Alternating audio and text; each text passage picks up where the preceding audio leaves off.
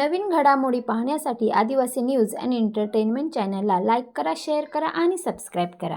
Kalamboli McDonald परिसरात आदिवासी वसतिगृहाच्या राखीव जागेवर कथित अनधिकृत ढाबा, हातगाड्या, गुटखा विक्री आणि अतिक्रमणांवर गंभीर प्रश्न.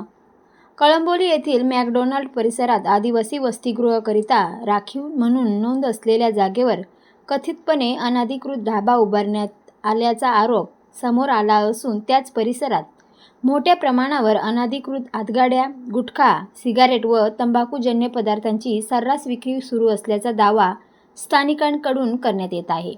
या संपूर्ण प्रकाराकडे आदिवासी विकास विभाग, पनवेल महापालिका आणि सिडको प्रशासनाने दुर्लक्ष केल्याचा आरोपही नागरिकांकडून होत आहे. स्थानिकांच्या म्हणण्यानुसार संबंधित जागेवर कोणत्या कायदेशीर परवानग्यांच्या आधारे व्यवसाय सुरू आहे, संबंधित बांधकामाला महापालिका, सिडको किंवा इतर सक्षम प्राधिकरणांची मंजुरी आहे का, तसेच जमीन आदिवासी राखीव स्वरूपाची असल्यास तिचा व्यावसायिक वापर कोणत्या कायदेशीर प्रक्रियेद्वारे करण्यात आला याची सखोल चौकशी होणे आवश्यक आहे. याच परिसरात अनेक अनधिकृत हातगाड्या उभ्या राहत असून गुटखा, सिगारेट आणि अन्य तंबाखूजन्य पदार्थांची खुलेआम विक्री होत असल्याचा आरोप आहे.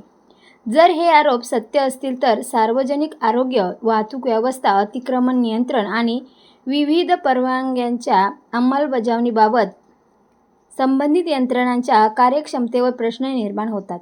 स्थानिक नागरिकांचा आणखीन एक गंभीर आरोप असा आहे की परिसरात कार्यरत असलेला तथाकथित मुन्नाभाई नावाचा व्यक्ती सिडकोच्या जागेवर व्यवसाय करणाऱ्यांकडून बेकायदेशीरपणे हप्ते वसूल करत असल्याची चर्चा आहे.